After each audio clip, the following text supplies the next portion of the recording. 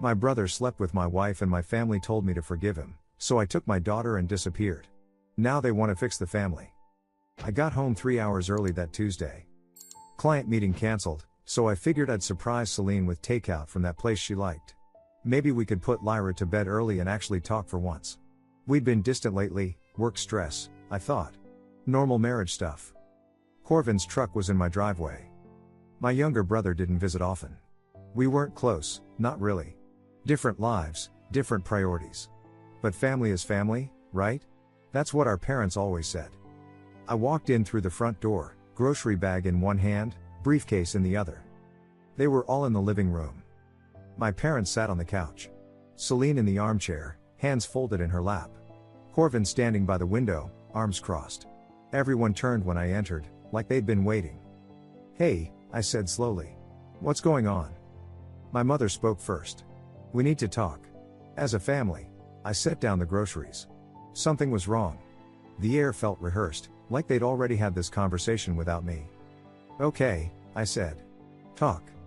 Celine wouldn't meet my eyes. Corvin looked at the floor. My father cleared his throat. "There's been a situation," Dad said. "A complication. We've discussed it, and we think the best path forward is..." "I'm pregnant," Celine cut in. Her voice was flat. Matter of fact. I blinked. We'd been trying for a second kid for 2 years. Doctors said it probably wouldn't happen. And now, that's amazing, I started, but something in her face stopped me cold. She still wouldn't look at me. "It's mine," Corvin said quietly. The words hung there. I heard them. Understood the sounds. But my brain couldn't process the meaning. "What?" I said. "The baby," Corvin continued, finally meeting my eyes. "It's mine. Not yours." I looked at Celine. She was crying now, silent tears running down her face. But she didn't deny it. "How long?"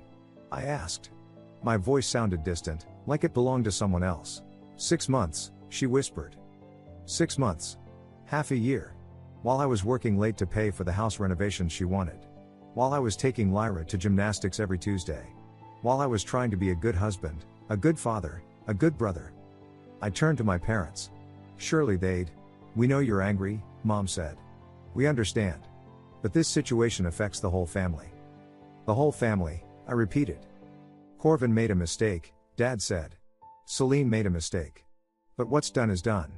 The question now is how we move forward." I waited for them to tell me they'd kicked him out. Cut him off. Chosen me. "We think," Mom continued carefully, "that the best thing for everyone is if we work through this together. The baby is coming regardless. Fighting won't change that." "Fighting," I said. "Corvin is your brother," Dad said. His voice had that tone, the one from childhood, when he was explaining why I had to share my toys, why I had to be the bigger person, why blood mattered most. "He's family. This is messy and painful, but family stays together. You want me to forgive him?"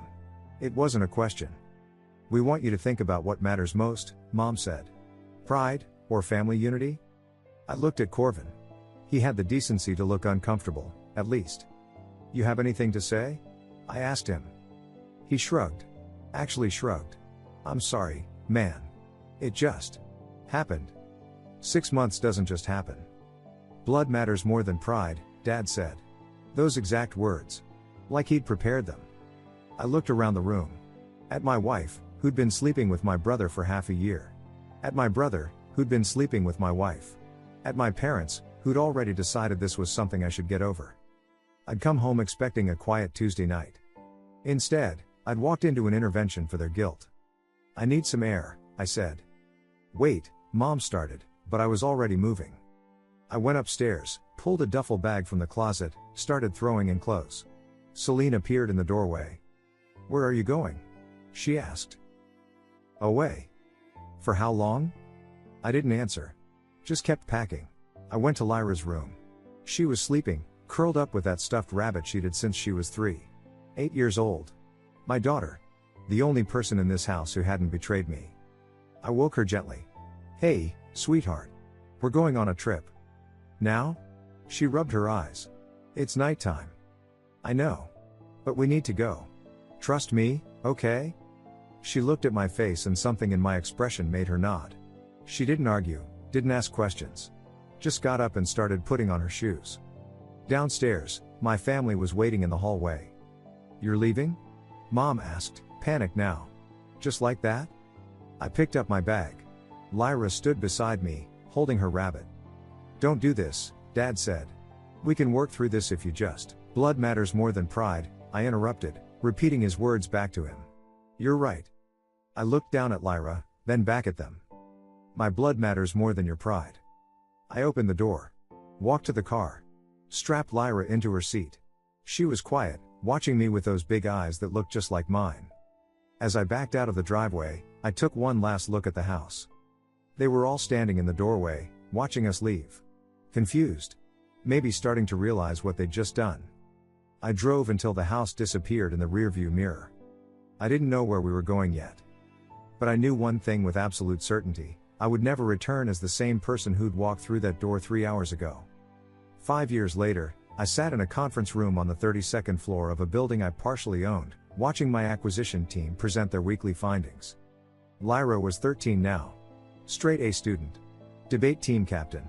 She had her own opinions about everything and wasn't afraid to share them. We'd landed in a different city that first night, stayed in a hotel for 3 days while I figured out our next move. I never told her the full details of why we left, not then. But she was smart enough to know it was permanent. We changed our phone numbers. I left my old job, cashed out my 401k, took a consulting contract with a mid-sized firm that needed someone who could analyze distressed companies. Turned out I was good at it. Really good. 1 contract became 3. 3 became 10. 2 years in, I launched Ironcrest Holdings with 2 partners I trusted. We specialized in buying debt portfolios, companies that had borrowed too much, expanded too fast, made bad bets. We'd acquire their loans for pennies on the dollar, restructure or liquidate, and walk away with substantial returns. It wasn't glamorous work. But it was profitable. And I was very, very good at not thinking about the family I'd left behind. "Next item," my partner Quincy said, sliding a folder across the table. "Construction company. Regional player, took on 3 major projects simultaneously, got hit with lawsuits on 2 of them. Bleeding cash. Banks ready to unload the debt at 60 cents on the dollar." I flipped through the financials without much interest. Construction companies were messy: labor disputes, material cost overruns, subcontractor drama. We usually passed on them. "Revenue projections?" I asked. "Non-existent," Quincy said. "They're 4 months behind on payroll. Suppliers have stopped delivering. The owner keeps promising turnaround plans but can't execute." I turned the page. Standard stuff. Then I saw the company name at the top of the incorporation documents. Drake Construction LLC. Owner, Corvin Drake. My hand didn't shake. My expression didn't change. 5 years of building a wall between my past and present had taught me perfect control. But inside, something cold and sharp clicked into place. "What's the total exposure?" I asked calmly. Quincy checked his notes. 2.3 million in outstanding loans. Plus another 800,000 in liens and judgments. The company's technically insolvent. Collateral? Equipment, mostly. Some real estate. And, he paused, flipping pages, looks like the owner's parents co-signed on the primary note. Used their house as additional collateral 2 years ago when the bank demanded more security. Of course they did. My assistant, Tara, was watching me carefully. She'd been with me since year 2, knew my patterns. "Everything okay?" she asked. "Fine," I said. "What's the bank asking?" Like I said, 60 cents on the dollar. They want it off their books by end of quarter. I did the math. 1.4 million to buy debt worth 2.3 million, with a house attached. If we foreclosed, we'd own everything. "Thoughts?" Quincy asked. Normally I'd say pass, construction's outside our wheelhouse. But the collateral ratio is solid. Kara was still watching me. She'd noticed something. "The owner's name," I said carefully. "Drake. That's not common." "Small regional outfit," Quincy said with a shrug. "Owner's probably some guy who thought he could expand faster than his capital allowed. Tale as old as time." I closed the folder. Set it down gently. "Buy it," I said. Quincy blinked. "The whole portfolio?" "We usually take time to. All of it. The construction company debt, the equipment liens, everything. And check if the mortgage on that house is part of the package. If not, acquire it separately." "That's aggressive," Tara said quietly. "What's the play?" I met her eyes. The play is we own the debt. What happens after that, we'll decide once we have control. Quincy made a note. I'll draft the offer. Should have term sheets by Friday. Expedite it. I want this closed in 2 weeks. After the meeting, Tara lingered. You know him, she said. Not a question. I used to. Bad history? The worst kind. She nodded slowly. We don't have to do this. There are other deals. No, I said. We're doing this one. She left. I sat alone in the conference room, looking out at the city skyline. Somewhere, 3 hours away in my hometown, Corvin was probably drowning in stress. Bills piling up. Creditors calling. Maybe asking our parents for more help. Maybe they'd already given everything they had. I picked up the folder again, opened it to the financial statements. Studied the pattern of decline. The desperate refinancing attempts. The slow-motion collapse. They'd chosen him 5 years ago. Told me blood mattered more than pride. Now I'd see how much their blood was really worth. My phone buzzed. Unknown number. I almost ignored it, spam calls were constant. But something made me look at the area code. My hometown. 5 years of absolute silence, and now this. I stared at the screen as it rang. Once. Twice. On the third ring, I answered. Hello? Silence on the other end. Then breathing. Someone gathering courage. It's me, my mother's voice said. Shaky. Uncertain. Please don't hang up. I said nothing. Just waited. I know it's been a long time. I know you probably don't want to hear from me. But I wouldn't call if it wasn't important. Still, I didn't speak. Let the silence do the work. It's about Corvin, she continued, words coming faster now. His company. The construction business. It's in trouble. Serious trouble. The bank is threatening to foreclose and we don't know what to do. I leaned back in my chair, looking out at the city below. 5 years of silence, and this was what broke it. Not an apology. Not regret. A request. We used the house to help him, she said. 2 years ago. He needed capital and the bank wouldn't lend without more collateral, so we co-signed. Put up the house. We thought it would be temporary. Just until he got back on his feet. Of course they did. But it got worse, she continued. The lawsuits, the contracts falling through. He tried, he really did. But now the bank is saying they're going to seize everything. The business, the equipment, our house. We could lose it all. I could hear her crying now. Soft, desperate sounds. The family needs you, she said. Please. Come home. We can sit down, talk this through. You were always the smart one. The one who could figure things out. Maybe you can help us find a solution. Is Celine still with him? I asked. My first word since answering. Mom hesitated. No. That ended a while ago. 2 years, maybe? It didn't work out between them. What happened to the kid? Corvin has him. She left. Just walked away when things got hard. The irony was almost beautiful. They destroyed my marriage for an affair that collapsed under its own weight. Celine had abandoned the child she'd chosen over our family. And now Corvin was raising a kid alone while his company imploded. We made mistakes, Mom said. I know that. Your father knows that. We should have handled things differently 5 years ago. But we're still family. That has to mean something. I let the silence stretch again. Please, she whispered. Just come home. One conversation. That's all we're asking. I heard shuffling. Then my father's voice. Son, he said. Trying for authoritative, landing on desperate. I know we hurt you. What happened back then, we made the wrong call. But this is different. This is about survival. Corvin has a child to think about. Your mother and I could lose the house we've lived in for 30 years. I said nothing. We need to sit down, he continued. Face to face. Talk this through like adults. You've built something impressive, your mother looked up your company. We're proud of you. Really. And maybe with your expertise, you can see an angle we're missing. Proud. The word was almost funny. Come home, he said. Let's fix the family. Isn't that worth one trip? More silence. I could hear my mother crying in the background. Please, Dad said, his voice cracking. Just come home. One conversation. That's all we need. I let them wait. Let the hope build. Let them think the silence meant I was considering it. I'll think about it, I said finally. Thank you, Mom said, grabbing the phone back. relief flooding her voice. Thank you. When can you? I hung up. Set the phone down on my desk. Sat perfectly still for a full minute. They wanted to fix the family. Wanted me to come home, sit at that same table where they'd told me to forgive Corvin. Wanted me to use my success, the success I'd built in the ashes of what they destroyed, to save them. Blood matters more than pride. That's what my father had said. I picked up my office phone, dialed my lawyer's direct line. It's me, I said when he answered. That Drake Construction acquisition we discussed this morning. I want you to proceed with foreclosure. Standard timeline. Both properties? He asked. The business and the residential mortgage? Both properties. Any grace period? Sometimes with family situations. No grace period, I said. Follow the contract terms exactly. No extensions, no negotiations, no courtesy calls. Understood, he said. I'll have the notices prepared. I hung up. Opened my laptop. Pulled up my email. New message. 2. My mother's email address, which I still remembered. Subject, coming home. I left the body completely blank.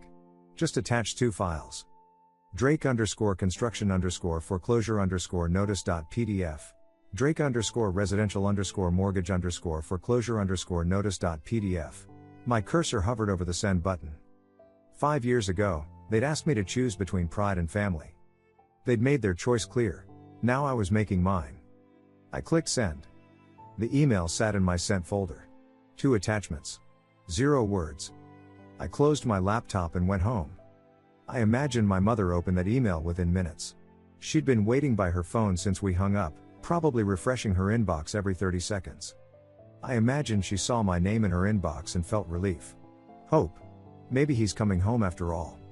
I imagined she clicked it open, saw the blank message body, frowned in confusion. Then saw the attachments. I imagined her hands shaking as she opened the first PDF. Scanning the legal language, not understanding at first. Then seeing Drake Construction LLC at the top. Notice of default and foreclosure. I imagined the second one loading slower. Her heart already racing. Residential mortgage foreclosure notice. And then the creditor name at the bottom of both documents, Ironcrest Holdings. My company. I imagined the moment it clicked. The phone slipping from her hands. The sound she made. My phone rang 17 minutes after I sent the email. I let it ring twice. Poured myself a drink. Sat down on my couch. Answered on the third ring. What is this? My mother's voice was barely recognizable. High-pitched. Panicked. What are you doing? Sending documents, I said calmly. You asked me to think about it. I did. She was hyperventilating. You own the loans? You own Corvin's debt? You own our mortgage? I bought them 3 weeks ago, I said. Before you ever called. The silence was heavy. I could hear her breathing. Trying to process. You knew? She whispered. When I called you. When I begged you. You already knew? Yes. And you listened to me beg and you didn't say anything? You asked me to fix the family, I said. I'm fixing it my way. I heard fumbling. My father's voice, distant. What's wrong? What is it? Then he was on the phone. What the hell did you send her? She's foreclosure notices, I said. Both properties. Corvin's business and your house. Silence. Different from my mother's. This was shock turning to rage. This is revenge? He said finally. You'd destroy your own family over something that happened 5 years ago? I'm not destroying anything, I said. I'm collecting on debts. That's business.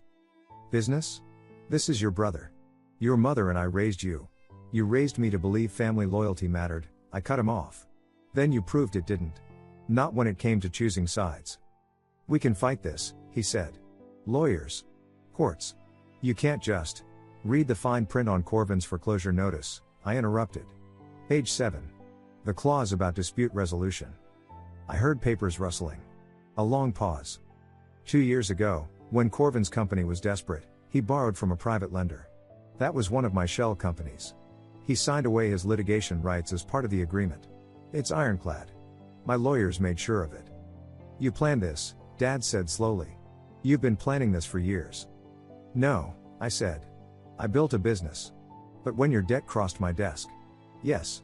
I planned what came next. How long do we have? His voice was hollow now. Defeated. 60 days. Standard foreclosure timeline. My mother grabbed the phone back. Please, she sobbed. We'll apologize. We'll do anything.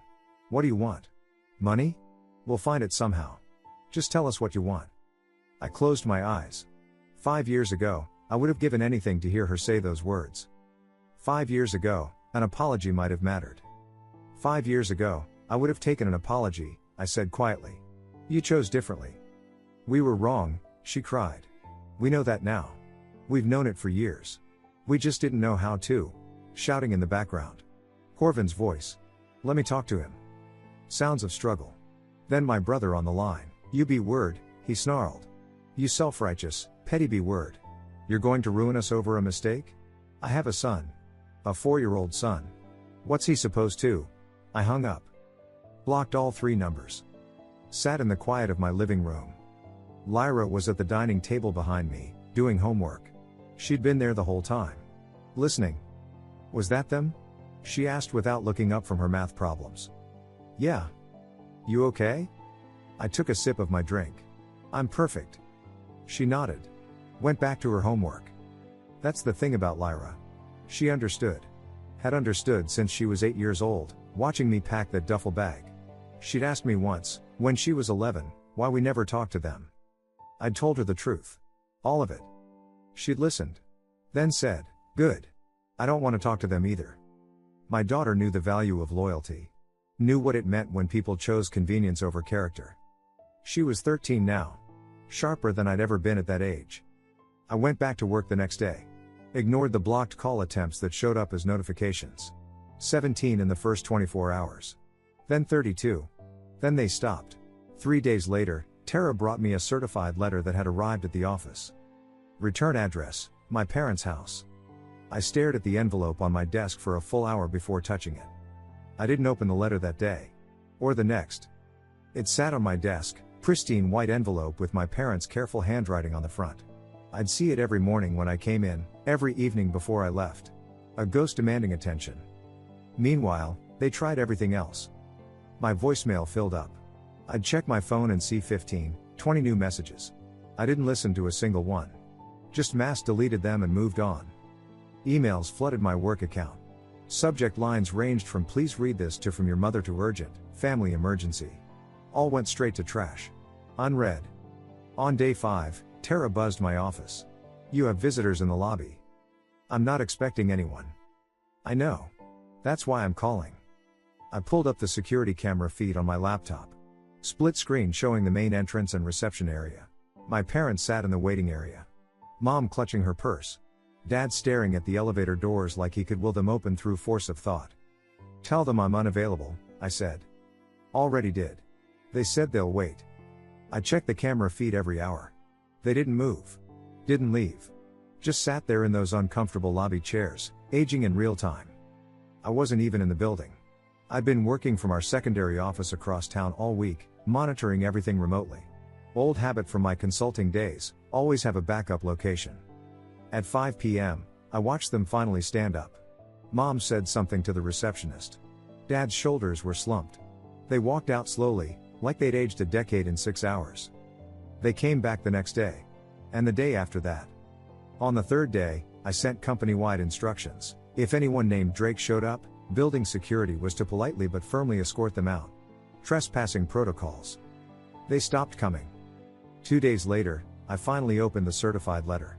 Handwritten. My mother's careful cursive on lined notebook paper. 5 pages. I don't know how to start this. I've written this letter 20 times and thrown it away 20 times. But I need you to know, we were wrong. Completely, devastatingly wrong. She detailed everything. The financial collapse. The loans they couldn't pay. The house they were about to lose. Corvin's business in ruins. His son, my nephew, she emphasized, facing an unstable future. We chose wrong 5 years ago. We know that now. We've known it for years but didn't know how to reach you, how to say we're sorry. And now it might be too late. Please. If you ever loved us, if family ever meant anything, please don't do this. Tucked between pages 3 and 4 was an old photograph. The 4 of us, me, Corvin, Mom, Dad, at some family barbecue. I was maybe 12, Corvin 9. We were smiling. Arms around each other's shoulders. Back when brotherhood meant something. I looked at that photo for a long time. Then I filed the letter in my desk drawer and went back to work. Lyra was waiting when I got home. What did they say? Everything they should have said 5 years ago. She nodded. Didn't ask to read it. Just understood. A week later, my lawyer called. Update on the Drake properties, he said. They're attempting to refinance. Applied to 6 different banks in the last 72 hours. And? Every single one rejected them. The foreclosure notice is public record now. It's scared off every legitimate lender. They're exploring hard money loans, but even those guys are passing. Good, I said. Proceed as planned. He hesitated.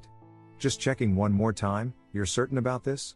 Once we file the formal foreclosure paperwork, it becomes very difficult to reverse. Completely certain. Understood. I'll move forward. 4 weeks passed. I stopped checking the blocked call notifications. Stopped thinking about the letter in my drawer. The foreclosure was automated now, moving through its legal channels without requiring my attention. Then an email appeared in my work inbox. Sender I didn't recognize, but the subject line made me click it. Subject, I'm sorry. From, celine.morrison.personal@gmail.com. I stared at that name. My ex-wife. I'd successfully avoided thinking about her for 5 years, and now here she was, reaching out like we were old friends reconnecting. I opened it. I know I have no right to contact you. I know you probably hate me. You should. But I've been thinking about you a lot lately. Corvin told me what's happening with the foreclosure. With your parents losing their house. I don't know if this helps, but I need you to know, I destroyed everything for nothing. He left me when our son was 2. Said he couldn't handle being a father. Now he has custody anyway because I couldn't handle it either. The irony isn't lost on me. You deserved better. You deserved everything I couldn't give you. And I'm sorry. I don't know if helping them would help you heal. Maybe it would. Maybe forgiveness is the path forward for everyone. I wanted you to know I'm sorry. For all of it. I read it twice. Then I hit reply. You're right. I deserved better. So I built better. Without any of you. Don't contact me again. I blocked her email address. That weekend, I took Lyra to her favorite restaurant. Italian place downtown with real tablecloths and candles. She ordered the lobster ravioli, same as always. Halfway through dinner, she set down her fork. Do you ever feel bad? She asked. About what's happening to them? I considered the question honestly. No. I feel nothing. That's how I know I made the right choice. She nodded slowly. Good. Me neither. We finished our meal in comfortable silence. My phone rang as we were leaving. My lawyer. I almost let it go to voicemail, but something made me answer. Unexpected development, he said. They found someone willing to buy the house and pay off the debt. I stopped walking. Who? Local businessman. Former client of Corvin's, apparently. Wants to help them out. But there's a condition. What condition? The buyer wants to meet you first. Says he won't move forward without your approval. I stood on the sidewalk, Lyra watching me carefully. Why would he need my approval? I asked. He says he knows the history. Wants to make sure this isn't interfering with something you're trying to accomplish. A stranger, wanting to rescue my family, asking for my permission first. He's waiting for your response, my lawyer said. Will you meet with him? I agreed to one meeting. Neutral location. My lawyer's conference room. 20 minutes, max. The buyer was a man named Wallace Pruitt. Mid-50s, weathered hands, contractor's build. He stood when I entered, offered a firm handshake. Appreciate you coming, he said. I know this is unusual. It is, I agreed, sitting down. Why do you want to buy my parents' house? Worked with your brother about 7 years back, Wallace said. Small project, but he did good work. Honest, on time, quality. Before everything went sideways. He pulled out a folder. I've done well for myself. Got the capital to help, and I believe in paying forward good treatment. But I also believe in respecting people's business. And you think this is just business? I asked. I think it's complicated, he said. I know the history. Not my place to judge. But they're desperate, and I can help. Question is whether you'll allow it. I leaned back. You'd pay fair market value for the house? I would. They'd walk away clear. You'd profit. Seems like everyone wins. Except me learning they face consequences. Wallace nodded slowly. Sounds like they already have. 5 years of losing you was the real consequence, wasn't it? I studied him. Trying to read an angle, a manipulation. Found none. Just a businessman who'd been treated well once, wanting to return the favor. You're not wrong, I said finally. But I'm not interested in fair market value. His expression didn't change. What are you interested in? 15% below market. They take that deal or lose everything. And they have 48 hours to decide. Not a minute more. Wallace considered this. That's harsh. That's generous, I corrected. Compared to foreclosure. He extended his hand. Deal. I'll make the offer today. The transaction closed in 12 days. My parents sold their house at a loss. Moved to a 2-bedroom apartment on the other side of town. Corvin's business was liquidated, assets sold off, debts settled. He got a regular job with a construction crew. Hourly wage. No ownership. I received the final payment, closed the file, and never spoke to any of them again. 6 months later, I was working from home when my email dinged. Spam filter had caught something trying to reach my inbox. Sender, my mother. Subject, thank you, I think. I stared at the notification. One click would open it. One click would show me what she wanted to say now, after everything. I deleted it without reading. Permanently. Not even trash. Just. Gone. Lyra walked into my office carrying 2 plates. Made grilled cheese. You want one? Yeah, I said, closing my laptop. Thanks. We ate in the living room. She was telling me about her debate tournament next week, the argument she was preparing, how her team had a real shot at regionals. We should celebrate if you win, I said. What if we lose? We celebrate anyway. You tried. That's what matters. She grinned. You're getting soft in your old age. I'm 38. Ancient, she said, laughing. I looked around our house. Different city. Different life. Built from scratch with my daughter, the one person who'd chosen me when it mattered. 5 years ago, my family told me blood matters more than pride. They chose Corvin. Chose unity over justice. Chose the easy path over the right one. I learned a different lesson. Chosen family matters more than blood.